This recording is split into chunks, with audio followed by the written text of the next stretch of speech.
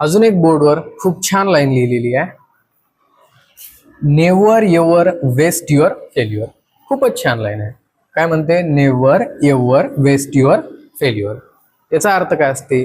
जर तुम्ही कोणत्या गोष्टीमध्ये फेल झालात तर त्याला वेस्ट करू नका त्या फेल्युअरला. म्हणजे त्याच्यातून काय शिकलात, म्हणजे नेक्स्ट टाइम जेव्हा तुम्ही ती गोष्ट करताल तर तेव्हा त्याच्यामध्ये तुम्ही मिस्टेक नाही केल्या पाहिजे किंवा त्याच्यामध्ये फेल नाही झाला पाहिजे.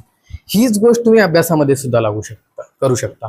म्हणजे समजा कोणती तुम्ही स्टडी केलेली आहे किंवा कोणता टॉपिक फिजिक्सचा प्रिपरेशन करत आहात, तुम्ही प्रिपेअर केलात, तुम्ही त्याची टेस्ट दिलात, तुम्ही कुठं चुका केलेत, मिस्टेक केलेत, म्हणजे ते तुमचं फेल्युअर झालं. मग त्या टेस्टला तुम्ही ॲनालाइज करा, तुम्ही कशामध्ये तुम्ही वीक आहात.